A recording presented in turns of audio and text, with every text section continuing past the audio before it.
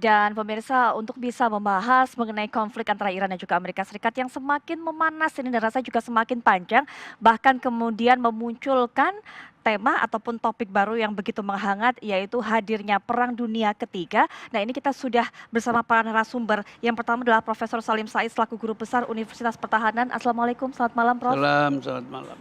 Dan juga tentunya Pak Syaifullah Tamliha dari Komisi 1 DPR RI. Selamat malam Pak Syaifullah. Assalamualaikum warahmatullahi wabarakatuh. Waalaikumsalam warahmatullahi wabarakatuh. Prof, ini kalau kita lihat memang buntutnya akan semakin panjang karena tidak hanya berhenti di sini, Iran akan membalas dendam kabarnya bahwa akan menghancurkan aset-aset Amerika di Timur Tengah. Kemudian Iran pun atau Amerika pun juga berkata masih ada 52 titik lagi di Iran yang akan kami serang. Ini masalah agak rumit karena Trump tidak hanya menghadapi Iran, lebih sibuk, lebih ribut urusan dia di Amerika. Tidak ada presiden Amerika sepanjang ingatan saya yang sudah mulai ribut hari pertama dia masuk Gedung Putih. Tidak pernah ada hari lewat tidak ada persoalan. Ada persoalan baru, ada persoalan yang tidak selesai. Ada urusan dengan Rusia, kemudian ada urusan dengan Ukraina. Kalau Iran itu sebenarnya persoalan warisan kan. Sudah ribut dari zaman siapa namanya itu Bush bapak dan anak. Ya. Tapi sekarang ini menjadi panas karena Trump membunuh salah seorang perwira tinggi yang sangat penting di Iran, Soleimani itu. Betul. Oke. Nah itu akibatnya besar di Timur Tengah maupun di Washington.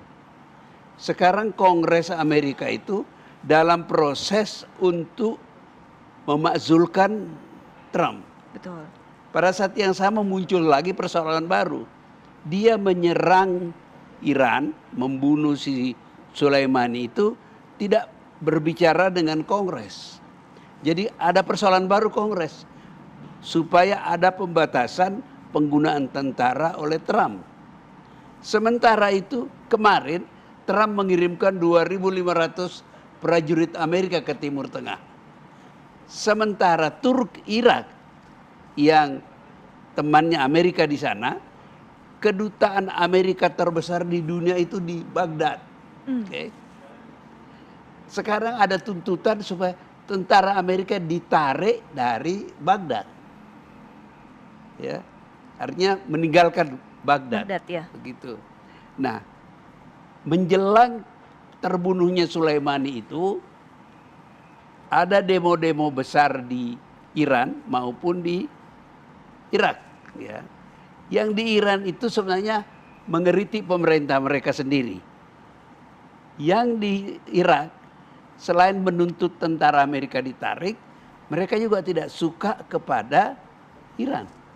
Padahal Iran itu berperanan penting mendukung, membantu Irak melawan Amerika dulu. Karena soal sama-sama Syiah kan, mayoritas penduduk Irak itu kan Syiah. Iran itu hampir 100% Syiah. Okay. Jadi ada hubungan baik di antara mereka. Nah ini agak berantakan. Ya. Dan sebenarnya lebih banyak merugikan Amerika. Karena sekarang orang Iran yang tadinya ribut demo kepada pemerintah pusat Teheran itu bergabung kembali dengan orang-orang pendukung pemerintah. Karena mereka menghadapi musuh bersama, yakni Amerika Serikat. Ya. Demikian juga dengan Irak. Sehingga sesuatu hal yang aneh adalah bahwa sesaat setelah pembunuhan Soleimani, itu Menteri Luar Negeri Amerika mengatakan sekarang dunia lebih aman. Soleimani sudah, orang yang bikin huru-hara sudah disingkirkan. Tapi sebagian orang Amerika mengatakan justru Amerika makin tidak aman sekarang. Gitu. Jadi mungkin karena merasa tidak aman itulah maka Trump mengirimkan sejumlah tentara ke Timur Tengah. Saya nggak tahu. Mungkin di Irak mau ditaruh atau di mana. Karena di Timur Tengah itu pangkalan Amerika banyak. Ya, ada pangkalan Amerika di Emirat, ada pangkalan Amerika di Kuwait, ada pangkalan Amerika di Bahrain, ya, dan ada beberapa tempat lagi. Nah, ini yang nampaknya lebih mungkin diserang oleh Iran daripada Iran menyerang ke benua Amerika. Betul, Oke. betul. Nah, sekarang di Amerika itu mereka ada yang ketakutan, nanti ini kayak 9/11 gitu ya. Menurut saya itu Iran itu tidak bodoh. Lebih gampang bagi Iran, dan dia sudah buktikan instalasi minyak Amerika kan pernah diserang. Dan di Yaman yang lagi terlibat perang dengan Saudi, Baik. itu senjata-senjata Iran yang canggih yang tidak mungkin diproduksi oleh Yaman, itu sudah pernah dipakai menembak ke sampai di dekat lapangan terbang ibu kota Saudi.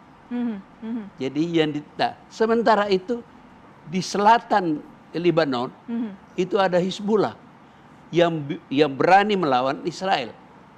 Israel takut kepada Hizbullah. Oke. Dan Hizbullah itu bisa dikontrol dari Teheran.